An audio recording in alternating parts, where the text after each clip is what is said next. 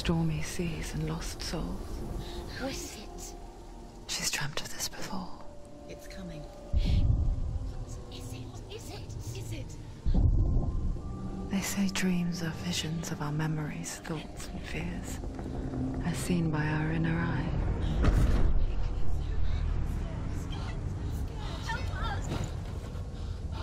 But what if each one of us is always dreaming, even when awake?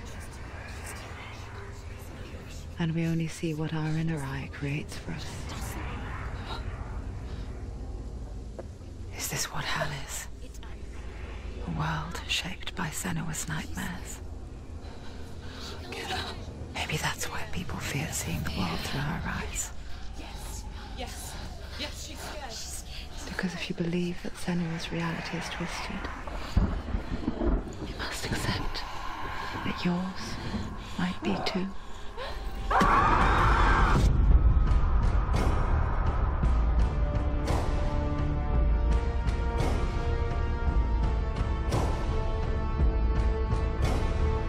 Hellblade: Senua's Sacrifice is a video game about Senua, a Celtic warrior on a vision quest into Viking territory. But what sets our hero Senua apart is that she suffers from severe psychotic mental illness. He knows she's getting closer. He can feel her coming closer. She's getting closer. They're watching. The original idea for Hellblade was to create a classic hero's journey, a journey of suffering, but one where the fantasy world is not another planet or alternate universe, but a world that is constructed in Senua's mind. But to do so would mean putting psychotic mental illness at the center of the experience, a subject that is still considered taboo, and a challenge that was both terrifying and exciting in equal measure. In Hellblade, the starting point was a newly discovered Celtic goddess called Senua in Ashwell, Hertfordshire. When first discovered, her name was thought to be Senua, a name which I liked and kept. I wondered if Senua might have been a Celtic warrior like Boudica who stood up to the Romans. While the Romans had conquered all of Europe, there was a group of Celts up in the furthest reaches of the Roman Empire that could not be conquered, the Picts. And so the Romans built a wall, called Hadrian's Wall, that spans across Britain from sea to sea to keep the Pictish barbarians at bay. The Picts were known for their war paint, painted on with woad, and their matted hair clumped with lime. And so Senua would be a barbarian Pict in this image. What's your name? Senua. I haven't seen you before. I don't live home much. Oh, Zeno's daughter. I have to go. Wait! Orkney is off the coast of Scotland and was inhabited by the Picts, steeped in history and mystery, and so I made Orkney Senua's home and set the stage for a crisis. In the late 8th century, the first Vikings landed on the Orkney Islands. The population of the Picts crashed thereafter, replaced by the Norsemen of the 9th century. Were they wiped out? We don't know for sure, but it would seem likely given the reputation of the Vikings. The Northmen's brutality is legendary. High-ranking leaders and chieftains of the tribes they conquered were often offered as sacrifice to their gods. The most brutal of these sacrifices was known as the Blood Eagle.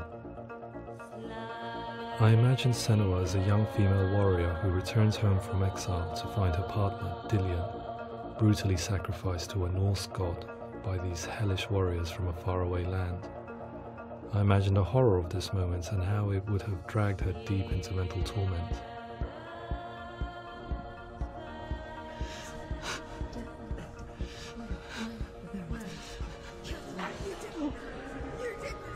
No!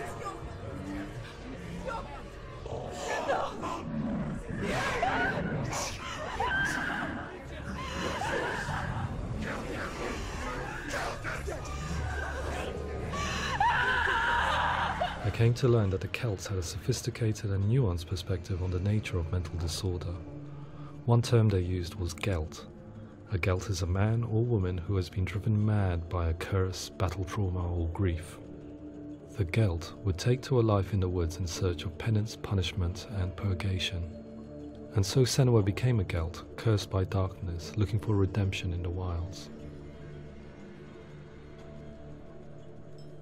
Another word the Celts used in reference to mental disorders was druth, meaning fool, or Liar. one who utters the words of God.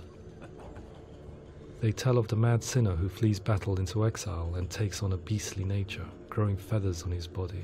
The character called Druth in Hellblade is based on a little-known person called Findan, an 8th century Irish Celt who was captured and enslaved by the Vikings, but eventually escaped to Orkney where he became a monk.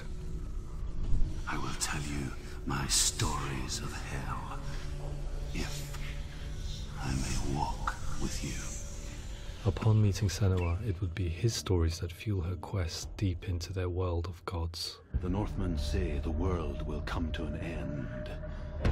The sun will grow black, the earth will sink into the sea, the stars will disappear, fire and water will meet, flames will play against the sky, the heavens and earth and all the world will be burned, all the gods will be dead, and the warriors of Valhalla and people everywhere.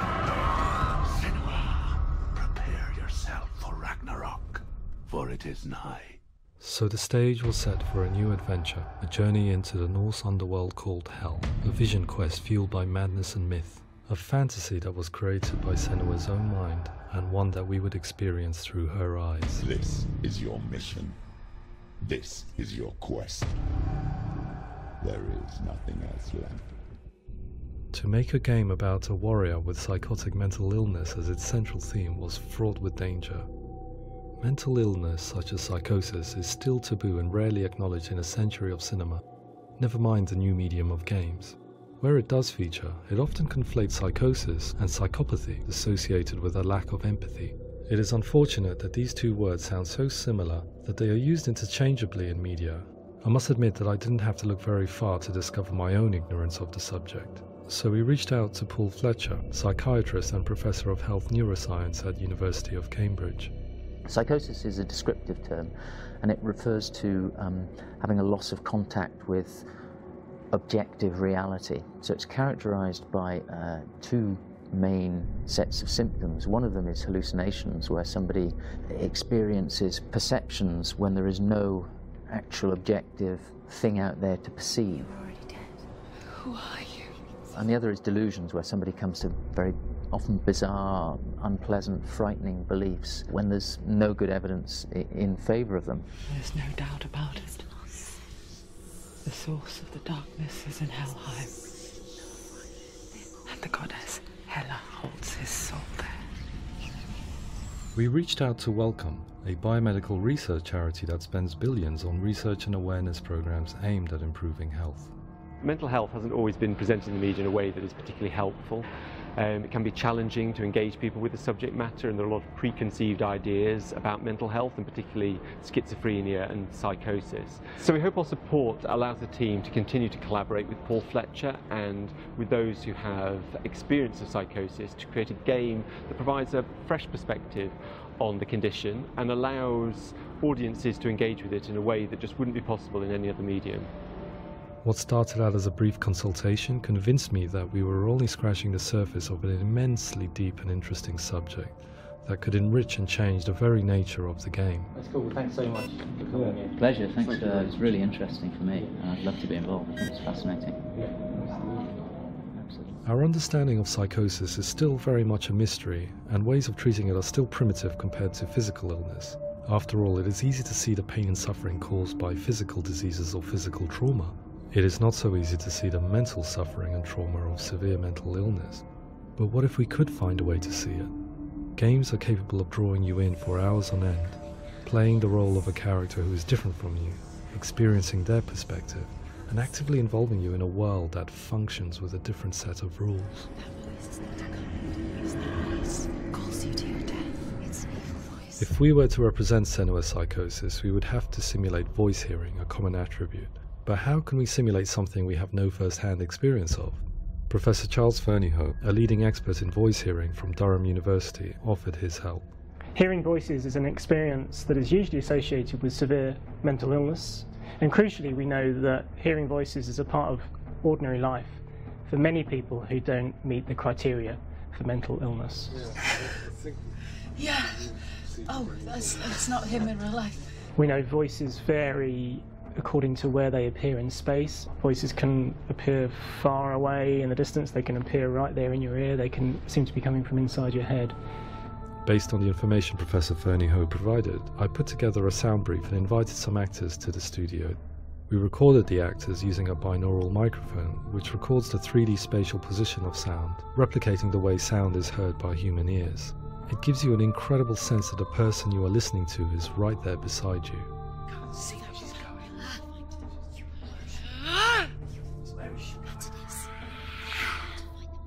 Rachel Waddingham from the Voice Collective came to our studio with 2 young voice hearers to speak to our team. We talked at length about their experiences and they listened to our tests, giving us feedback on how we could improve on it. Everyone hates her. She's cursed. It's very hard to represent what this experience is like, partly because it's such a personal, intense, emotional experience. It's testament to how Ninja Theory have been listening to what the researchers are saying, but also, crucially, listening to the experts by experience. What they've come up with is so compelling. It's by far the best representation I've heard of what these experiences are like.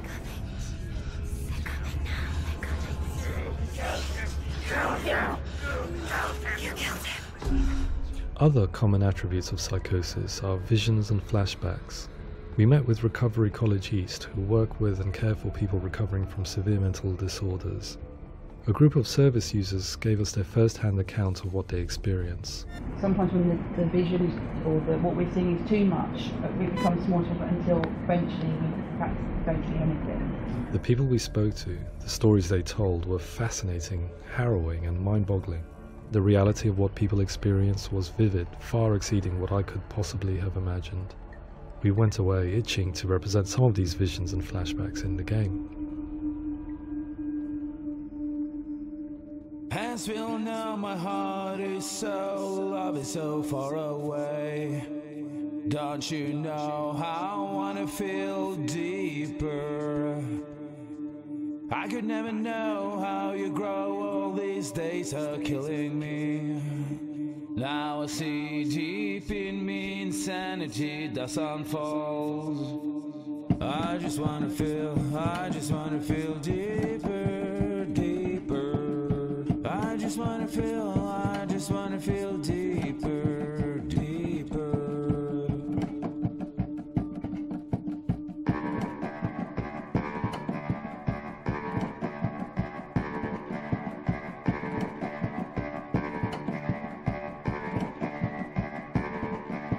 As we all know, my heart is so, love is so far away. Don't you know how I wanna feel deeper? I could never know how you grow, all these days are killing me. Feel like this, read like this, I just wanna live, that's all. I just wanna feel deeper, deeper. I just wanna feel deeper, deeper.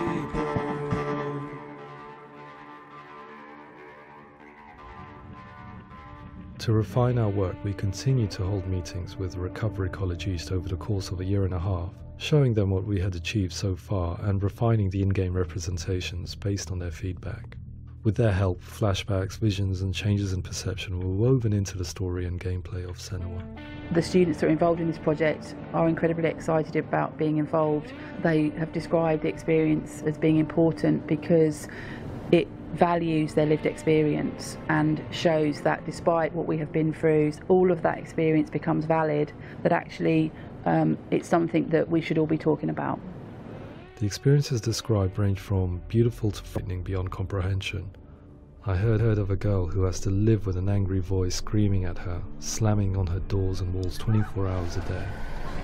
I met someone who would often see hanging corpses in a room, so real that she would sometimes try to rescue them. The panic and fear that comes with such visions is entirely understandable, and it can be a living horror for some. Worthless, weak, pathetic. Go on, feel sorry for yourself, because there is no one left to do that for you. I was urged by one fellow that we should not shy away from showing this horror, and so I was perpetually torn in making Hellblade. Had we gone too far with our representations or not far enough?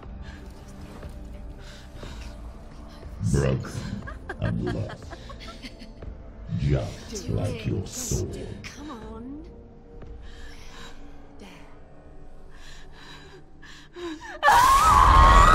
In some ways, voice hearing and visions were the low-hanging fruit, so to speak. There's another aspect of psychosis that is much harder to explain, but one that I think video games are uniquely able to represent, which are often called delusions. People begin to see patterns in the world. They begin to link things that most people wouldn't link. Most of the things that we might be coincidence or, not worth commenting on. Nevertheless, that might have a particular salience or importance for them. One individual described how everyday words, sounds, colours and objects were steeped in meaning to him, forming a strange and sinister puzzle that he was determined to solve but could not quite get to the bottom of. It's not just brain dysfunction, it's not like the system shut down. It's actually an incredibly creative process. The person creates a world populated with voices and phantasms and terrors, and they're completely immersed in it. They believe in it. We often invite people into the studio to play the game. In one of our playtests, they played through much of the game, making associations between runes, secret messages, and the threat of darkness that stalked them. There are many things that happen in the world of Hellblade that make perfect sense within the context of Senua's mind. The dark rot that's killing her slowly from within, the secret runes of the gods that block her path to Helheim, and strange associations that exist in the game to confuse you. To complete Senua's quest, you have to internalize and accept the logic and meaning behind these things to progress. Afterwards they said that they didn't see much evidence of mental illness in the game. People with delusions of all sorts would argue the same thing, that they are not aware of their experience being abnormal in any way. I need this sword. It's important. Representing perception changes and thinking patterns within Hellblade gives us a set of symptoms common in psychosis. But people with lived experience were keen to emphasize another point, that it is wrong to define a person by their symptoms. Quite often, the illness comes not from the symptoms, but from the stigma, isolation and mistreatment that comes about from the rest of society. They say that I'm cursed. What if they're right? I needed someone to portray Senua, someone who could believably internalize her suffering.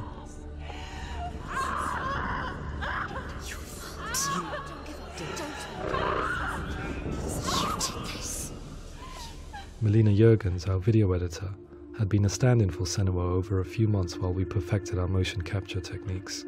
Without realizing it, she had already auditioned for the role, and I knew her well enough to know that I didn't have to teach her to act, but to relive her own internal pain. As often is the case, those who have suffered mental anguish are never far from us.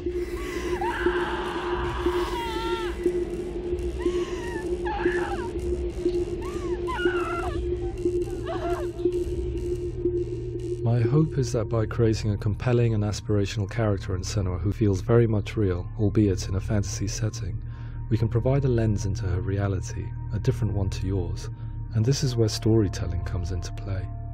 I imagined her life based on common threads in real people's lives. She was always prone to psychosis as a child. Her mother Galina also heard voices and had visions, so perhaps there was a genetic aspect. Or perhaps it was cultural, as she lived within a world without science, of gods and a superstition, as exemplified by her druid father Zimbal. Psychosis developed in her late teens to early 20s and was exacerbated by stigma and isolation at the hands of the clansmen and her father. This darkness. It's spreading. The trauma of seeing her lover Dillian sacrificed tips her over the edge, making her remodel her reality around a concept that connects everything: the darkness. So the question, is what Senua experiences real? Can only be answered by saying, yes, it is real. It is her reality. All of her suffering will have been for nothing. It's just a matter of time. Towards the end of the project, service users and professionals that had collaborated with us were invited to see the near-final game.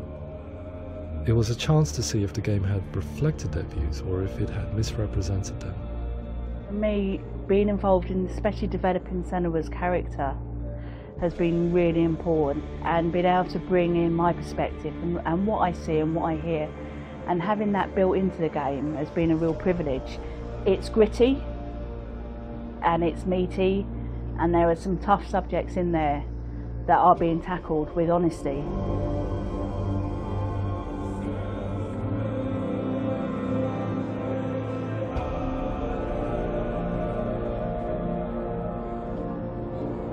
I was blown away by it today, absolutely blown away.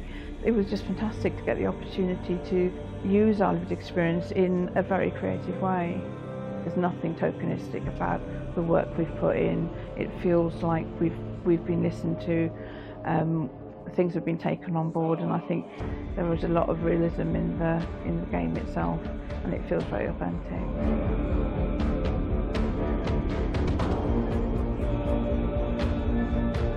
Hellblade will give people a good experience of what it's like to hear voices and have those experiences. I'm glad that the guys at Ninja Theory have asked us to come along and help them build an experience that's positive when it comes out, and get myself a copy and have a go.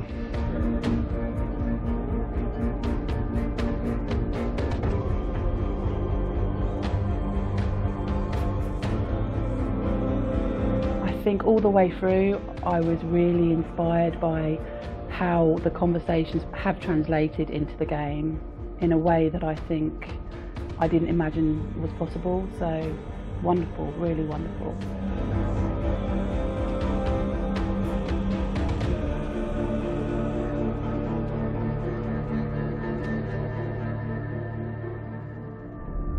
I really hope that others will follow the lead they've set and use the power of something like a video game to change people's perceptions, to increase understanding, and ultimately to make some of the stigma around voice hearing and other experiences go away.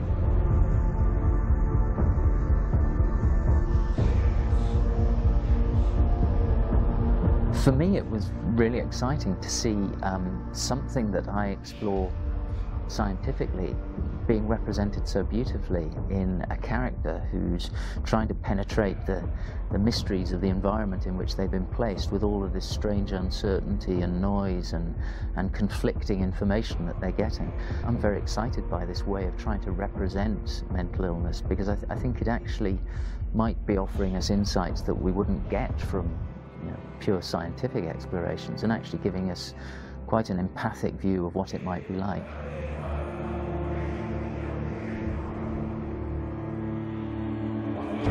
Mental illness has been with us for as long as we have been on this planet, but why? Why hasn't evolution stamped out this weakness from within our gene pool? I often pondered this question until I realized that the question had an inbuilt flaw. It assumes that being and thinking differently is a weakness. The only reason we have computers, spacecraft, medicine, poetry, art, and yes, even video games is because individuals are able to simulate new abstract realities in their minds and share them with the rest of us.